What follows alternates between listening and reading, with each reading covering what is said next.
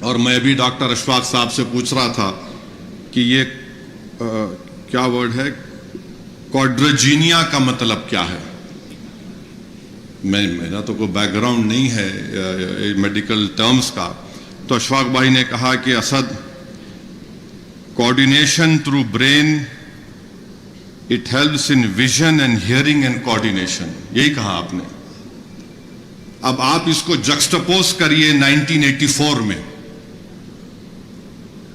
کوڈرجینیا مانے ایک سالار کا ایک، مانے اس کو کوڈرجینیا بولیں گے یا کچھ بھی بولیں گے، ان کو یہ معلوم تھا کہ ایک ویژن، اور اس قوم کے ویژن اور ہیئرنگ اور کوآرڈینیشن کے لیے ضروری ہے کہ ہم ایک سیاسی طاقت کے ذریعے تعلیم کے میدان میں مسلمانوں کو لے کر آگے بڑھیں۔ تو یہ میں جب سنا، اور میں اشفاق بھائی سے پوچھا اگر کہ کوڈرجینیا نہیں ہوتا تو انسان کیا ہو جاتا، تو بولے آپ کو ویژن نہیں رہتا، ہیئرنگ نہیں رہتی۔ تو میرے بھائی یہی چیز ہے، آپ کے پاس سیاسی طاقت ہے، آپ کی انڈیپینڈنٹ لیڈرشپ ہے، تو پھر یہ کوڈرجینیا ہے۔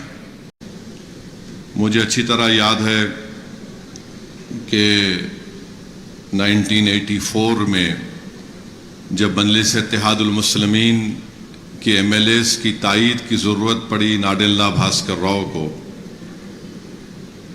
تو میں آپ کو یہ بتانا ضروری سمجھتا ہوں کہ ہمارے ملک میں بہت سے اسکالرز ہیں، تھنک ٹینکس ہیں، پی ایچ ڈی ہولڈرز ہیں، جو بہت کچھ لکھے ہیں مسلمانوں کی پسماندگی کے بارے میں،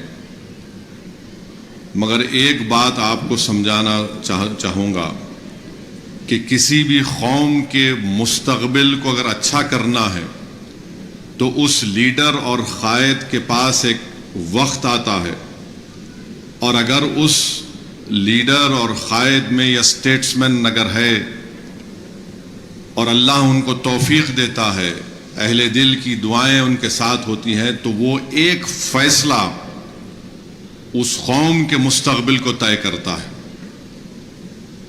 اور ایسے کئی وقت آئے ہوں گے ان تمام سیاسی قائدین کی زندگی میں، میں کسی پر تنقید کرنا نہیں چاہوں گا، مگر اللہ نے سالار ملت کو ایک موقع دیا کہ وہ ایسا فیصلہ دیں جو اس قوم کے مستقبل کو بدل سکے، جو اس قوم میں ایک انقلاب برپا کر سکے، جو اس غریب قوم کو علم کے ذریعے طاقتور بنا سکے۔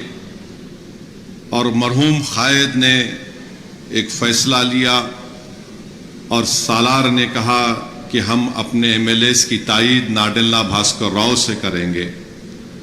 مجھے اچھی طرح یاد ہے کہ اس وقت ایک بی بی سی کے ایک بہت بڑے مشہور رپورٹر ہوتے تھے، وہ ہمارے گھر پر آ کر انٹرویو لیے اور کہا کہ یہ بڑا ان ڈیموکریٹک طریقے سے آپ نے اپنے ایم ایل ایز کی تائید بھاسکر راؤ سے کی۔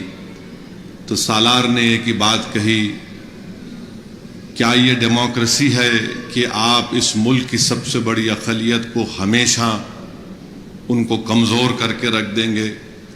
کیا یہ ڈیموکریسی ہے کہ آپ اس ملک کی سب سے بڑی اقلیت کو ہمیشہ علم کے دروازوں سے دور رکھیں گے؟ کیا یہ ڈیموکریسی ہے کہ ملیانہ ہو، ہاشم پورہ ہو؟ کیا یہ ڈیموکریسی ہے؟ سالار نے کہا ڈیموکریسی نے مجھے موقع دیا، میں اس کو استعمال کر رہا ہوں۔ اور لوگوں نے حیرت کا اظہار کیا کہ اگر وہ چاہتے تھے اس وقت تو اپنے ذاتی مفاد کے لیے وہ بہت کچھ کر سکتے تھے۔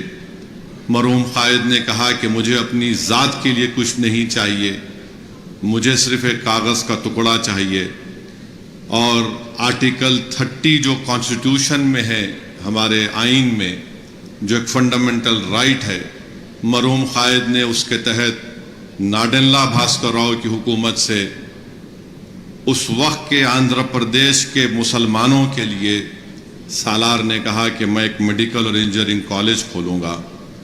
تو میرے عزیز دوستوں اور بزرگوں، آپ کو بتانے کا مقصد یہ ہے کہ جب آپ کی زندگی میں ایسا کوئی موقع آتا ہے اور اللہ ہر ایک کو موقع دیتا ہے، تو اس موقع کے اوپر آپ کو یہ فیصلہ کرنا پڑے گا کہ کیا میں ایسا فیصلہ کروں گا جس سے اجتماعی طور پر پوری سوسائٹی کو، پورے معاشرے کو فائدہ ہوگا، یا پھر میں رسک نہیں لے کر صرف اپنی ذات کو محفوظ کر لوں گا اور اپنی ذات کے لیے فیصلہ لے لوں گا۔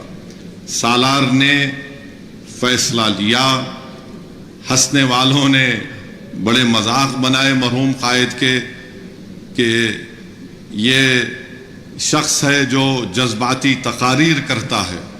تو آپ کو بتا رہا ہوں کہ یہ جذباتی تقریر کا جو تمغہ مجھے اور اکبر کو لگتا ہے ہم سے نہیں شروع ہوا، یہ اس زمانے سے ہمارے چاہنے والے جو ہم کو بہت زیادہ چاہتے ہیں، ہمارے بیوی سے زیادہ، وہ ہم کو الزام لگاتی ہے جذباتی تقاریر کرتے ہیں۔ مگر سالار ہمیشہ یہ کہتے تھے، شاید اکبر اور صاحب اور حاجی میں اگری کریں گے، کہ اللہ جو ہے منزل منچلوں کو دے دیتا ہے، عقل مند سوچتے رہتا ہے منزل کے بارے میں۔ تو سالار نے وہ اقدام اٹھایا اور کاغذ کا ٹکڑا لیا، اور لوگ یقین نہیں کرتے تھے۔ جو حیدرآباد میں اس وقت ایک ایلیٹ سوسائٹی تھی، ایک ایلیٹ گروپ تھا، آج بھی ہے وہ لوگ، تو ان کے پاس ایک میٹنگ ہوئی، میں بھی سالار کے ساتھ اس میٹنگ میں، بہرحال ایک لنچ تھا۔ میں یہ پہلے بھی یہ واقعہ بیان کر رہا ہوں، مگر نوجوانوں کو بتانے کے لیے کہہ رہا ہوں کہ اگر ایک انسان میں حوصلہ ہوتا ہے، اللہ کے لیے اخلاص ہوتا ہے اور ہمت ہوتی ہے، تو اللہ ان کو کامیاب کرتا ہے۔ تو اس میٹنگ میں سب نے بہترین کھانا وانا کھلایا گیا، صاحب جانتے ہوں گے۔ تو کھانا وانا کھانے کے بعد ظاہر ہے ہمارے پاس بہت شوق ہے تعریف کرنے کی، کیا بریانی کھلائے آپ؟ تو خیر بریانی ہو گئی۔ اس کے بعد سب نے کہا کہ دیکھیے صلاح الدین اویسی صاحب، آپ زیادہ پڑھے لکھے نہیں ہیں، آپ یہ نہیں چلا سکتے اس کو، یہ ہم کو دے دو، ہم پڑھے لکھے ہیں اور ہم اس کو چلائیں گے۔ تو سالار سنتے کہ نہیں، آپ بولیے بولیے۔ تو سالار کو جب غصہ آتا تھا تو بولتے نہیں بولیے بولیے، آپ بولیے بولیے بولیے، سن رہا ہوں میں آپ کی بات، بالکل بالکل صحیح ہے، آپ لوگ بڑے لوگ ہیں۔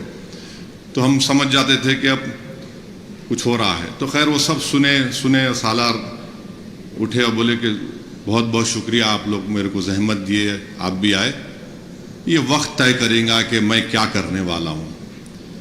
واپس سالار گاڑی میں بیٹھے، اس وقت 6444 جیپ تھی۔ سالار سگریٹ کو ویسا مارتے تھے، وہ 4 مینار سگریٹ سرگال کے بولے، یہ سب میرے پہ تانا مار رہے ہیں، انشاءاللہ ایک وقت آئیں گا یہ لوگ دارالسلام کو آئیں گے، دیکھنا۔ تو اس حوصلے اور عزم کے ساتھ سالار نے، اور سالار کے ساتھ جتنے لوگ تھے جن کا بھی یہاں پر ذکر کیا گیا، ان تمام نے محنتیں کی، کوششیں کی، اور آسان بات نہیں تھی اس میڈیکل کالج کا قیام عمل میں لانا۔ اور کوئی دولت مند اس کے پاس اتنی نہیں تھی کہ اس طرح کے ادارے کو ہم اچانک قائم کریں۔ مگر ایک بات بتاؤں گا، اگر یہ جتنی عمارت ہے، اور میری بات سے وہ تمام لوگ ابھی جو زندہ ہیں جو اس کالج کے شروعات میں تھے، اگر اللہ اس عمارت کو زبان دے گا تو وہ عمارت یہ کہے گی کہ اس کے بنانے والوں نے اپنا بہت خون پسینہ اور اپنے آنسوؤں کو لگایا اس میں، اور تب جا کر آج یہ عمارت قائم ہوئی۔ تو میرے عزیز دوستو، میرے بزرگوں، ہم اور آپ کی ہماری کوشش یہی ہونی چاہیے کہ ہم ان اداروں کو اچھا رکھیں، جس نیک مقصد کے تحت ہمارے بزرگوں نے اس کا قیام عمل میں لایا، ہم ان کے خوابوں کو پورا کرتے جائیں۔ اور ابھی اکبر نظام الدین صاحب نے غوث پیر صاحب کا بھی ذکر کیا، میں چاہوں گا کہ جو لوگ جو ویڈیو بنائے ہیں، جو خراج عقیدت آپ نے ان ناموں کے ساتھ پیش کیا ہے، میں چاہوں گا کہ اس میں غوث پیر صاحب کی بھی فوٹو اور غوث پیر صاحب کا بھی نام ہو۔ اور یہ عجیب اتفاق ہے کہ مجلس اتحاد المسلمین کا احیاء کہ 66 ایئرز اب ہم 1 مارچ کو بنانے جا رہے ہیں۔ اللہ کے فیصلے اللہ جانتا ہے، مگر ایک عجیب اتفاق ہے کہ اس کالج کے سام میں یہاں سے 5 یا 6 منٹ کی ڈرائیو پر فاصلے پر عبد الواحد اویسی علیہ الرحمٰن نے 2 مارچ کو 1957 کو مجلس کا پہلا جلسہ اپنے گھر میں کیا تھا، یہیں سے 5 منٹ کے فاصلے پر. آج بھی وہ گھر ہے آج بھی ہے، ہاں، فاطمہ باغ کے نام سے. تو وہ جلسہ اور پھر یہی سامنے کی آج کی عمارت. میں شکر گزار ہوں سرزمین دکن کے ان تمام بزرگوں کا، ہماری ماں اور بہنوں کا، جنہوں نے اس وقت سے لے کر اب تک اور انشاءاللہ مستقبل میں بھی آپ لوگوں نے مجلس اتحاد المسلمین کی سرپرستی کی، مجلس اتحاد المسلمین کا آپ نے ساتھ دیا. طوفان تو بہت آئے، سازشیں بڑی رچائی گئیں، الزامات تو اس وقت بھی لگتے تھے، آج بھی لگیں گے، کل بھی لگیں گے، مگر جو لوگ اپنے منزل کو پانے کے لیے ان تمام چیزوں کی فکر نہیں کرتے، اللہ ان کو کامیاب کرتا ہے. میں شکر گزار ہوں جناب اکبر نظام الدین صاحب کا، حاجی میاں کا، بہت ان لوگوں کو بھی ایک حملے حاجی سیٹھ پر کیے گئے، مگر حاجی سیٹھ ایک اسپریٹڈ آدمی ہے، بہت اسپریٹڈ آدمی ہے، اور بڑی قربانیاں انہوں نے دی. الزامات کے بوچھار ان کو اٹھانا پڑا. اور آج بھی سالار کی ایک تقریر یوٹیوب پر ہے، آپ دیکھیے کہ دارالسلام میں جلسہ ہو رہا ہے، مرحوم آغا داؤد صاحب قبلہ رحمۃ اللہ علیہ بیٹھے، اور سالار کی خوشی کا عالم یہ ہے وہ کاغذ دکھا رہے تھے کہ میرے پاس یہ کاغذ، میں سپریم کورٹ سے یہ جیو تھا یا ججمنٹ تھا. مگر اس شخص نے اپنی زندگی میں، میرے خیال سے جتنی زندگی سالار کو اللہ نے دی تھی، لوگ نہیں جانتے کہ یہ تعلیمی اداروں کا سفر صرف یہ 2 میڈیکل انجینئرنگ کالج سے نہیں ہوا. جب عبد الواحد اویسی نے 11 سال دارالسلام کو حاصل کرنے کا مقدمہ لڑا، اس کے بعد سالار جلنگم وینگل راؤ سے ملاقات کر کے انڈسٹریل ٹریننگ انسٹیٹیوٹ کا قیام عمل میں لایا، ITI. وہ ITI کئی سال تک چلتا رہا. تو یہ ایسا نہیں ہے کہ یہ چیز اچانک آ گئی، ایک ویژن تھا ایک سیاسی قائد میں. اور سالار بار بار بولتے تھے کہ میں فسادات میں دیکھتا تھا کہ اسپتالوں میں علاج برابر نہیں ہوتا، میرا ایک مقصد یہ بھی ہے. اور میں ابھی ڈاکٹر اشفاق صاحب سے پوچھ رہا تھا کہ یہ کیا ورڈ ہے، کوڈرجینیا کا مطلب کیا ہے. میرا تو کوئی بیک گراؤنڈ نہیں ہے میڈیکل ٹرمز کا. تو اشفاق بھائی نے کہا کہ Asad, coordination through brain, it helps in vision and hearing and coordination. یہی کہا آپ نے. اب آپ اس کو جکسٹپوز کریے 1984 میں. کوڈرجینیا مانے ایک سالار کا ایک، مانے اس کو کوڈرجینیا بولیں گے یا کچھ بھی بولیں گے، ان کو یہ معلوم تھا کہ ایک ویژن، اور اس قوم کے ویژن اور ہیئرنگ اور کوآرڈینیشن کے لیے ضروری ہے کہ ہم ایک سیاسی طاقت کے ذریعے تعلیم کے میدان میں مسلمانوں کو لے کر آگے بڑھیں. تو یہ میں جب سنا، اور میں اشفاق بھائی سے پوچھا اگر کہ کوڈرجینیا نہیں ہوتا تو انسان کیا ہو جاتا، تو بولے آپ کو ویژن نہیں رہتا، ہیئرنگ نہیں رہتی. تو میرے بھائی یہی چیز ہے، آپ کے پاس سیاسی طاقت ہے، آپ کی انڈیپینڈنٹ لیڈرشپ ہے، تو پھر یہ کوڈرجینیا ہے. اگر نہیں ہے تو انفرادی طور پر آپ باجا بجا لو، ہاں یہ بہت اچھے تھے، یہ بہت اچھے تھے.